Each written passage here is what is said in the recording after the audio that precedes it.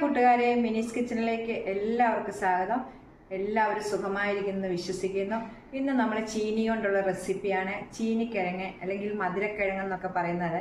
അത് നമ്മൾ മേടിച്ചാൽ പുഴുങ്ങി കാന്താരി കൂട്ടിയൊക്കെയാണല്ലോ തിന്നുന്നത്. അതുകൊണ്ടൊരു പലഹാരം ഉണ്ടാക്കിയിരിക്കുകയാണ്.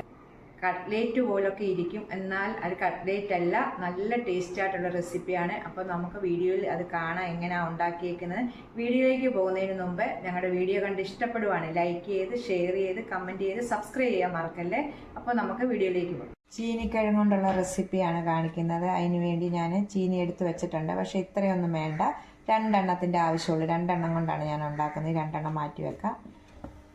രണ്ടെണ്ണം കൊണ്ട് നല്ലൊരു റെസിപ്പിയാണ്. കട്ട്ലേറ്റൊക്കെ പോലെ ഒരു റെസിപ്പി മധുരക്കിഴങ്ങ് കൊണ്ട്. അപ്പോൾ നമുക്ക് അത്, പക്ഷേ കട്ട്ലേറ്റിന് ബ്രെഡ് പൊടിക്കകത്ത് മുക്കുന്ന അതൊന്നുമില്ല. സാധാരണ നമുക്ക് ഇതുണ്ടാക്കിയിട്ട് പാനിനകത്ത് പൊരിച്ചെടുക്കുന്നതാണ് കാണിക്കുന്നത്. അപ്പോൾ നമുക്ക് ഈ രണ്ടെണ്ണം ഒന്ന് കണ്ടിച്ചെടുത്തിട്ട് പുഴുങ്ങിയെടുക്കാം. ചെറുതായിട്ട് ഇതുപോലെ ഇതുപോലത്തെ കഷ്ണങ്ങളാക്കി നമുക്ക് പുഴുങ്ങിയെടുക്കാം. ചീനിക്കിഴങ്ങ് നല്ലതാണ്, പുഴുങ്ങിയിട്ട് നമുക്ക് കാന്താരിയൊക്കെ കൂട്ടി തിന്നാനും നല്ലതാണ്. ഞങ്ങളുടെ ഇവിടെയൊക്കെ ചീനിക്കിഴങ്ങെന്ന് പറയും, മധുരക്കിഴങ്ങെന്ന് പറയും, ഒക്കെ ഓരോരോ പേരുകളാണ്. അതുപോലെ കഷ്ണങ്ങളാക്കി വെച്ചിട്ടുണ്ട്. നമുക്ക് ഈ പാത്രത്തിലേക്ക് ഇട്ടിട്ട് നല്ലോണം ഒന്ന് പുഴുങ്ങിയെടുക്കാം. വെച്ചിട്ടുണ്ട്. ഇതിന് പുഴുങ്ങി പെട്ടെന്ന് തന്നെ 2-3 തിള വരുമ്പോഴത്തേക്ക് ഇത് വേകും. നല്ലോണം കഴുകിയിട്ടാണ് അരിഞ്ഞത്. എന്നിട്ട് അരിഞ്ഞു കഴിഞ്ഞ് ഒന്നുകൂടെ ഒന്ന് കഴുകിയായിരുന്നു. കഴുകിയ ശേഷം നമുക്ക് വെള്ളം ഒഴിച്ച് നമുക്ക് അടുപ്പേ വെക്കാം. നല്ലോണം വെന്തിട്ടുണ്ട്.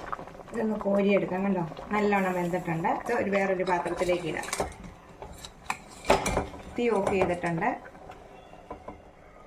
ഇത് നല്ലോണം വേകണം. വെന്താലും നമുക്ക് കിഴങ്ങ് പൊടിച്ചെടുക്കുന്ന പോലെ പൊടിച്ചെടുക്കേണ്ടതാണ്. അപ്പോൾ നല്ലോണം ഇത് വെന്തെങ്കിലേ പൊടിച്ചെടുക്കാൻ പറ്റത്തുള്ളൂ. തൊലി എല്ലാം കളഞ്ഞ് ഞാൻ എടുത്തിട്ടുണ്ട്.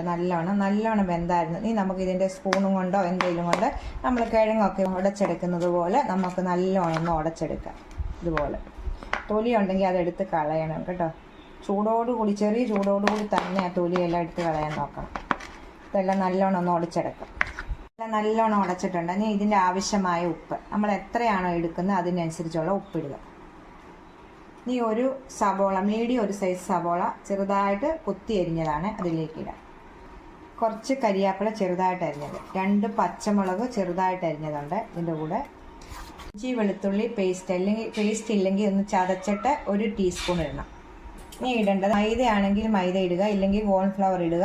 ഞാൻ 3 ടേബിൾ സ്പൂൺ ഇടുന്നുണ്ട്. മൈദ ആണെങ്കിൽ മൈദ മതി, ഇതില്ലെങ്കിൽ ഞാൻ 3 ടേബിൾ സ്പൂൺ ഇതിടുന്നുണ്ട്.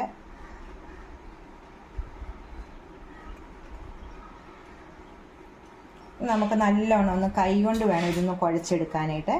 ഇത് നല്ലോണം ഒന്ന് കുഴച്ചെടുക്കാം. 1 ടീസ്പൂൺ മഞ്ഞൾപ്പൊടിയും കൂടി ഇടണം. നല്ലോണം കുഴച്ചിട്ടുണ്ട് കേട്ടോ. നല്ല സോഫ്റ്റ് ആയിട്ട് നമ്മൾ കുഴച്ചെടുത്തിട്ടുണ്ട്. ഒന്നുമില്ല. സോഫ്റ്റ് ആയിട്ട് എല്ലാം കുഴച്ചിട്ടുണ്ട്. ഞാൻ കുറച്ച് മാവെടുത്ത് ഇതുപോലെ കയ്യിൽ ഇതുപോലെ നമുക്ക് പരത്തിയെടുക്കാം. കട്ട്ലേറ്റൊക്കെ ഏത് ഷേപ്പിൽ വേണമെങ്കിലും നിങ്ങൾക്ക് എടുക്കാം.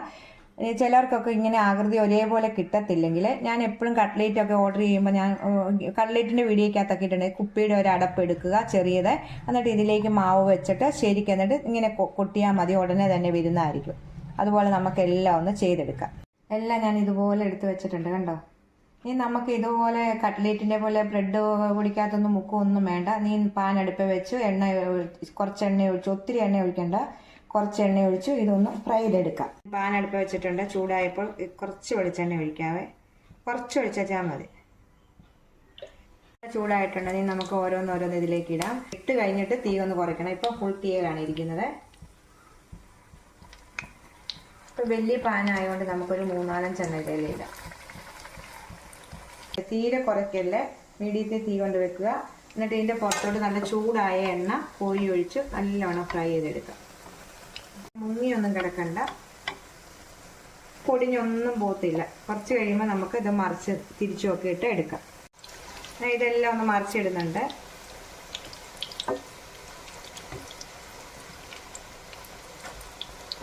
നമുക്കിത് വറുത്ത് കോരി എടുക്കാം. ഓരോന്നോരോന്ന് എടുത്തിട്ട് ഇതുപോലെ ഉണ്ട്. ഇതെല്ലാം എടുത്ത് നമുക്കൊരു അരിപ്പ പാത്രത്തിലേക്ക് ഇടാം. ഇത് എണ്ണ കുടിക്കുവോ പൊട്ടിപ്പോവോ ഒന്നും ചെയ്യത്തില്ല. ഇതിപ്പോൾ ഈ മധുരക്കിഴങ്ങിൻ്റെ സീസൺ ആണല്ലോ, അപ്പോൾ എല്ലാവരും ഒന്ന് ട്രൈ ചെയ്ത് നോക്കണം. ഇതൊക്കെ കണ്ടോ, എല്ലാം ഉണ്ടാക്കി കഴിഞ്ഞിട്ടുണ്ട്. ഇത് നമുക്കെല്ലാം ഒന്ന് എടുത്ത് മാറ്റാം. തീ ഓഫ് ചെയ്താൽ ഇതെടുത്ത ശേഷം നമുക്ക് തീ ഓഫ് ചെയ്യാം.